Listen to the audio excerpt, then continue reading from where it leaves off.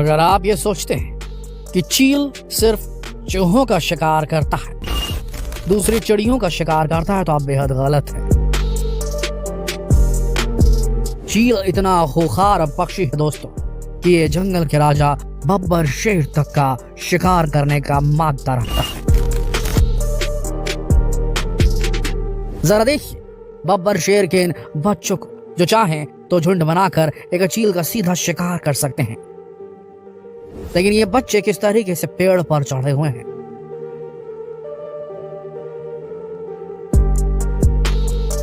और जरा देखिए उस चील को किस तरीके से पैनी निगाह लगा करके वो तपास रहा है, वो कैलकुलेट कर रहा है कि वो किस प्रकार की फ्लाइट लेगा और कैसे इन बच्चों को दबा कर ले जाएगा।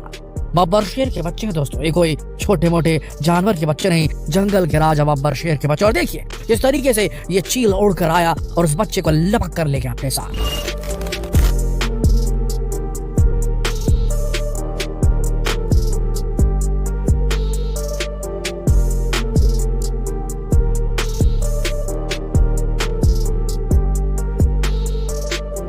अब ये किसी पेड़ पर चढ़कर उसका नाश्ता फरमाएगा, उसका भोजन करेगा, उसके शरीर को चीर फाड़ करके एक कर देगा और बब्बर शेर कुछ भी नहीं उखाड़ पाएंगे। ये जो होता है सिर्फ बब्बर शेर के बच्चों के साथ नहीं होता, चील ये तेंदुए के बच्चे के साथ भी करता है। जरा देखिए किस तरीके से एंगल जमा रहा है ये चील उस तेंदुए के बच्चे को पकड़ने के लिए। और ये निरीह छोटा सा मासूम सा तेंदुए का बच्चा, देखिए किस तरीके से चील ने झपट्टा मारा और तेंदुए के बच्चे को ले उड़ा, आपके सामने लेकर उड़ जा रहा है।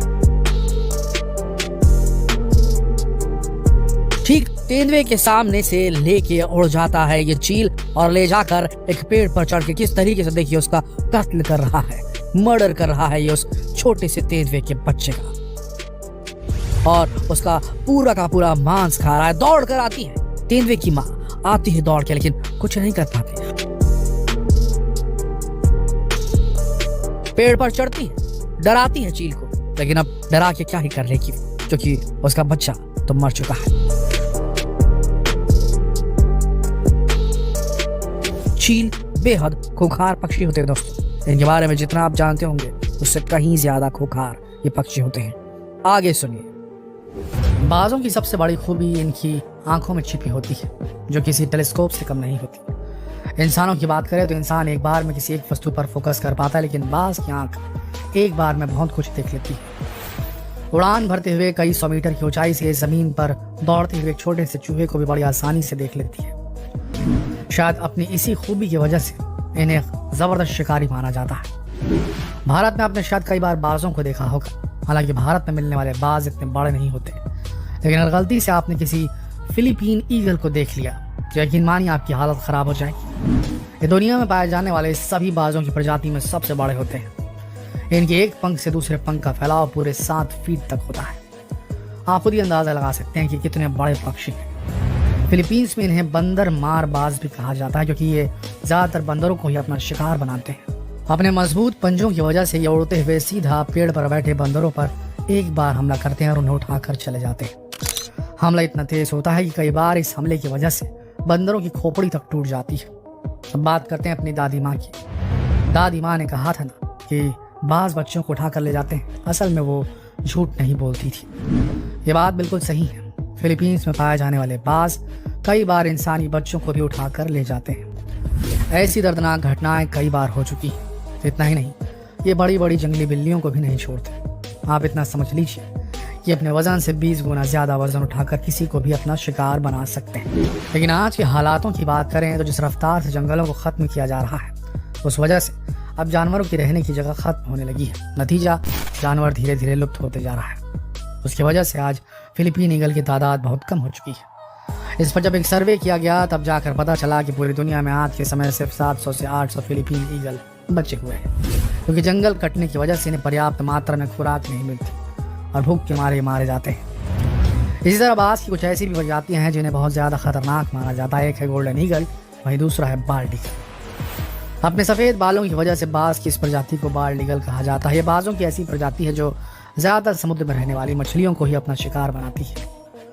आसमान में उड़ते हुए जैसे इन्हें पानी में एक आध मछली दिखाई देती है, ये बिना वक्त गवाए उन पर हमला कर देते हैं और अपने पंजों में मछली को दबाकर आसमान में उड़ जाते हैं। ये इतने खतरनाक शिकारी होते हैं कि कई बार छोटी मोटी शार्क और छोटे आकार के मगरमच्छों को अपना शिकार बना लेते हैं। वैसे ज़्यादातर इन्हें अमेरिका के समुद्री तटों पर देखा जाता है।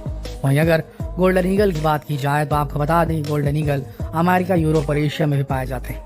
गोल्डन ईगल के लिए शिकार का आकार कोई मायने नहीं रखता। ये ज़्यादातर पहाड़ियों में रहने वाली पहाड़ी बकरियों पर हमला करते हैं, यहाँ तक कि ये तेंदुए को भी नहीं छोड़ते। एक बार अगर इनके पंजों में इनका शिकार फंस गया तो बस समझ लीजिए कि उसका खेल खत्म। इंसानी रिश्तेदारों की तरह इन बाजों के भी रिश्तेदार होते हैं।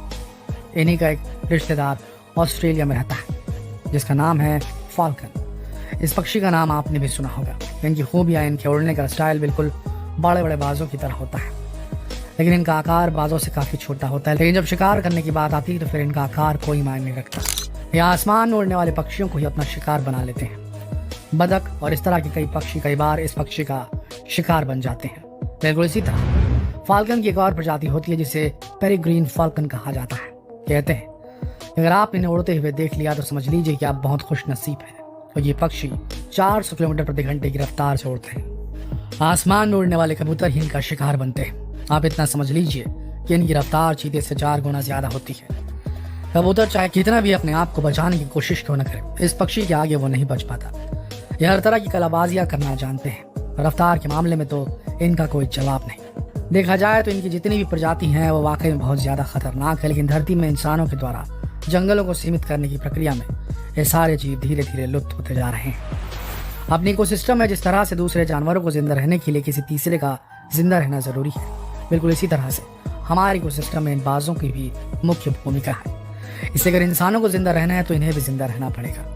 लेकिन जिस तरह से इंसान जंगलों को काट रहे हैं, ईंट पत्थर के महल बना रहे हैं, उस हिसाब से तो ऐसा लगता है कि हम इंसानों के पास अब ज्यादा वक्त नहीं बचा। जितना हो सके इस संदेश को शेयर करें फेसबुक पर, व्हाट्सएप पर, यूट्यूब पर। कल फिर मिलेंगे एक और रोचक वीडियो के साथ। तब तक के लिए आप सबका इस वीडियो के अंत तक बने रहने के लिए दिल से धन्यवाद।